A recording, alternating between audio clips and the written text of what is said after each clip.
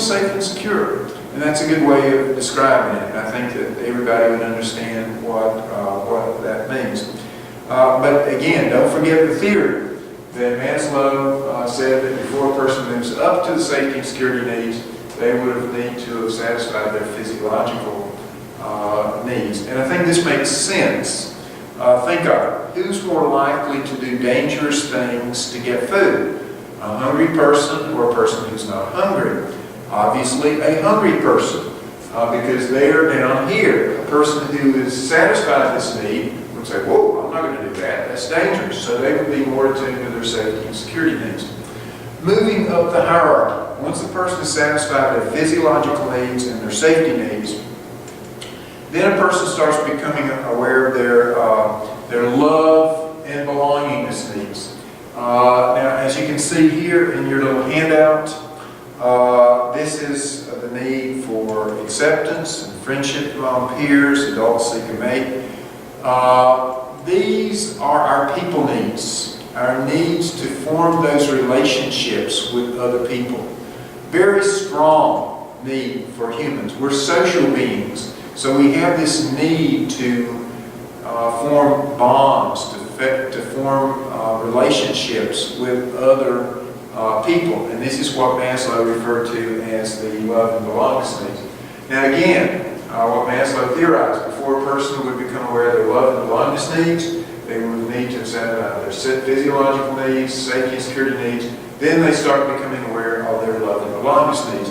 And this makes sense, because when people really want to affiliate with other people, it's usually when they've satisfied their physiological needs, when they feel, free from danger, safe and secure, and so then they want to interact with other people. We saw this when the airplanes hit the World Trade Center, that people tended to not want to go out and interact with people. They just sort of huddled in their homes because there was danger.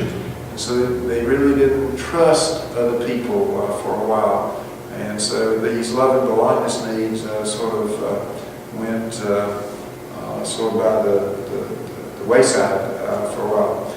Esteem and self-esteem. I'd like for you to distinguish between what we mean by esteem and self-esteem. Let's start with self-esteem first.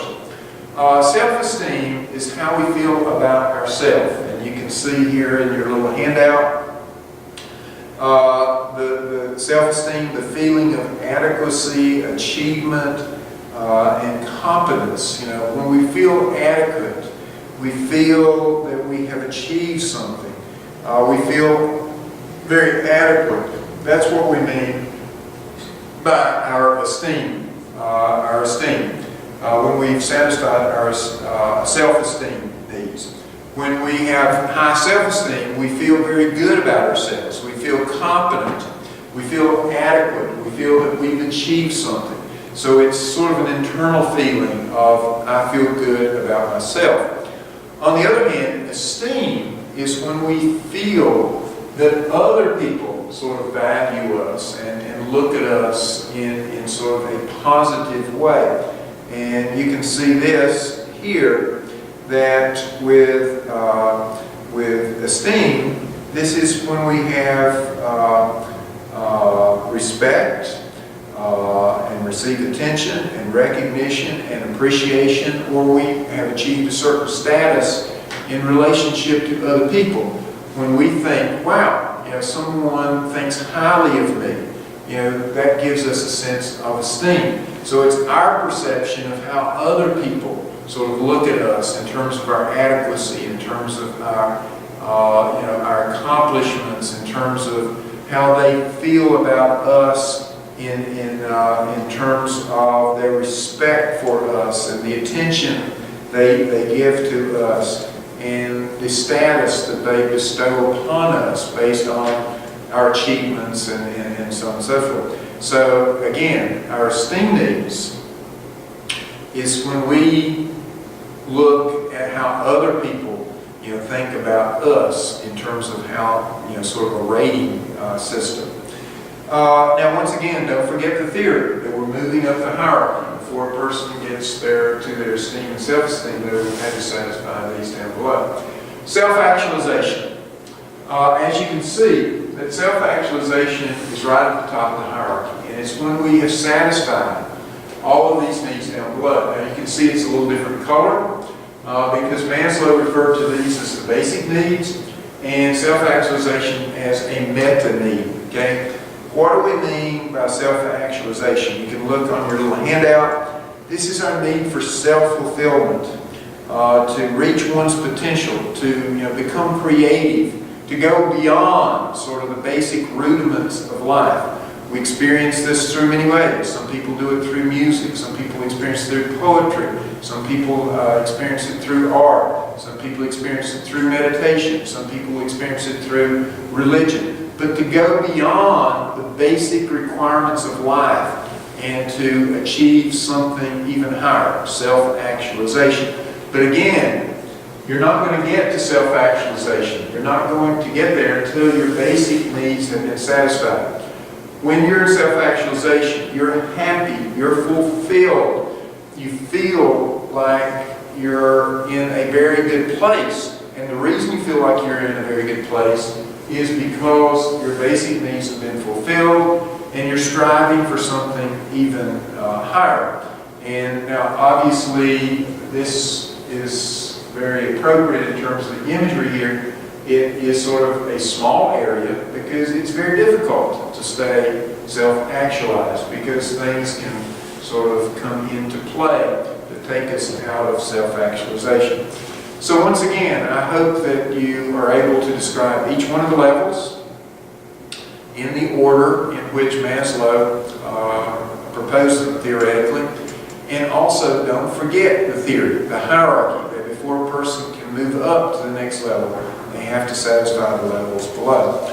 Now, as I've said before, I think it's even more important that you sort of understand and are able to apply these psychological concepts. And this is why, if I put this question on the test, I would want you to do a little analysis of a situation based on Maslow's hierarchy of needs.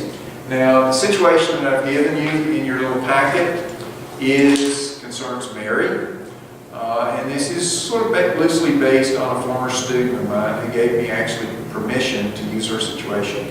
I've changed it just a little bit, but not too much. But for test purposes, it wouldn't be Mary. It would be a similar, it would be set up the same way, but it would be a different person in a slightly different situation for you to analyze. So the levels that we look at with Mary, might not apply in the same order as with this situation that I give you for test purposes. So I want you to read, what I want you to do is read about the situation and sort of decide what level of need, and remember you're looking at the level of need according to Maslow's hierarchy, is that person operating at that particular time, and then explain the reason that you chose that particular level. So let's go through this situation with Mary. I'll read what's going on with Mary, and then I'll propose a level and an explanation. Now, it could be that two people could select different levels, but as long as the explanation sort of fits, it'll work. And I'll tell you in a couple of the situations here, a couple of levels that would work based on different explanations. But the first one, I think that most everyone would agree. Let me read about Mary here. Mary was a 40-year-old mother of 3 who was happily married and worked full-time. She and her husband had relatively high-paying jobs. They used their income to finance a safe, secure, and happy life that included a beautiful home, nice cars, and many family activities. I think that here it's clear that Mary had satisfied her basic needs. So we would sort of logically think that Mary was probably operating at a self-actualization level. And this person that I based this on When she came to USC Union, she was a very self-actualized person. Things were going well in her life. And so we would think that, she was self-actualized. But if you dug a little bit deeper with Mary, you found that she wasn't completely self-actualized. And that's where we go to this sort of next level. Although on the surface, Mary seemed very content with her life, she harbored an unrelenting need to earn a college degree. Although she was professionally successful, she regretted that she got married and joined the workforce shortly after she graduated from high school. Her professional and personal interactions were primarily with college graduates. These interpersonal interactions enhanced her feelings of being a second-class citizen. After her youngest child entered school, Mary took the opportunity to enroll in college. As a commuter student, she continued to be a full-time wife, mother, and employee, but the stimulation provided by the collegiate environment provided her with the energy to excel as a full-time student without sacrificing other aspects of her personal and professional life. So, once we get a little bit below the surface, we see that Mary did have some needs, that she's not completely self-actualized. So what are these needs? She's working in a professional environment where most people have, or just about everybody she interacted with had a college degree, but Mary didn't have a college degree. So, this is why she came to USC Union. She was motivated to get her college degree. So what can we say? I think the most logical level that we could attribute here would be esteem and self-esteem.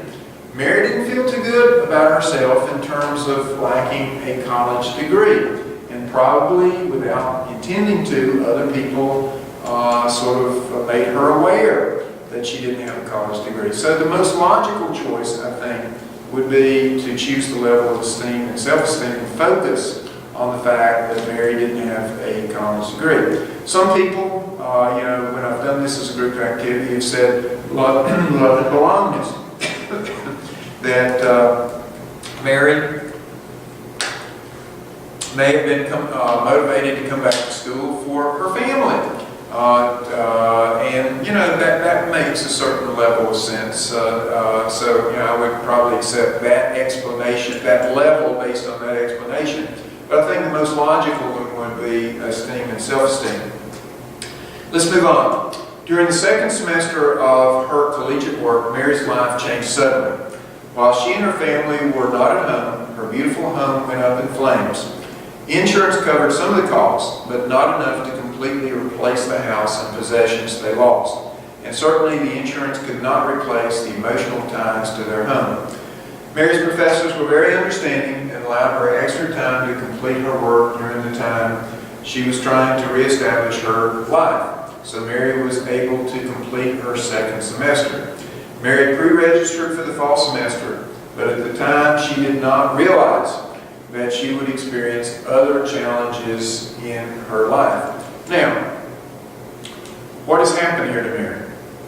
Her home burned. I think that a logical choice here would probably be safety and security.